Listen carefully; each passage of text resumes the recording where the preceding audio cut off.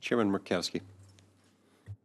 Mr. Chairman, thank you. And I'll be brief this morning. I want to thank Mr. Casamassa, Mr. Steed. Thank you for being here. Thank you for your comments.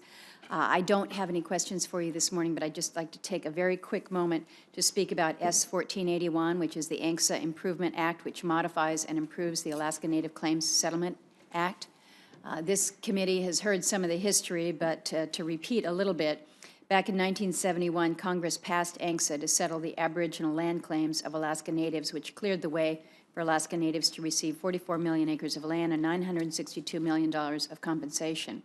The law also pioneered a new method for U.S. treatment of Native Americans through the establishment of corporations to provide a continuing stream of income to help improve the lives of Alaska Natives.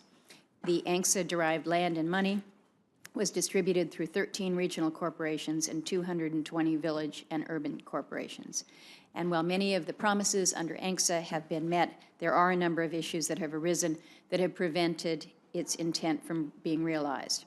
For example, the Act specifically established village corporations for any town that had 25 Native residents in 1970 and that met other criteria. But for some unexplained reasons, we still don't know exactly why, 5 towns in southeast Alaska, Ketchikan, Wrangell, Petersburg, Tenakee, and Haines, were not allowed to form village or urban corporations. And while the history is complex, there's no question that all 5 of these communities met the historic criteria as Native communities. So this legislation would allow those villages to become full urban corporations. Another provision in the bill makes 2 fixes to 1998 legislation that awarded land to Alaska Natives who served in the military during the Vietnam War. The 1998 Act was supposed to ensure that Alaska Native Vietnam vets who were disadvantaged because they were not present in the state to claim their allotment of land. But unfortunately, that act, the 1998 Act, left out the vast majority of Alaska Native vets that it was intended to help, effectively excluding all 300 Native veterans who lived in southeastern Alaska, and only including veterans who served during a certain 3-year window instead of at any time during the conflict. In total, about 2,400 Alaska Natives who served during the Vietnam War were unable to qualify for their land.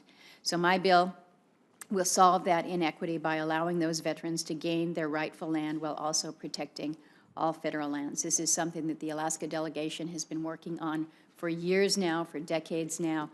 Secretary Zinke has been very favorable in his comments and our discussions. I appreciate that a great deal.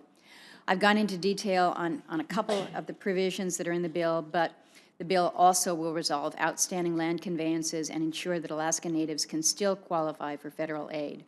It will allow Shishmaref to protect themselves from coastal erosion. It will allow Ukpiavik to obtain gravel from its lands as intended by the legislation that was enacted back in 1984. I have mentioned many times that this legislation is long overdue. It remedies, it perfects legislation that we passed 47 years ago. We've been waiting a long time to kind of get this right, do the cleanup, if you will. So I would hope that my colleagues would join Senator Sullivan and me in supporting S 1481 so we can finally fulfill the promises that Congress made to Alaska Natives all these years ago.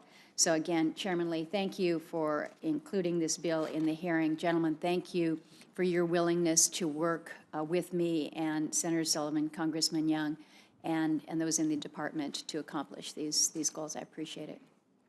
Thank you, Mr. Chairman. Thank you.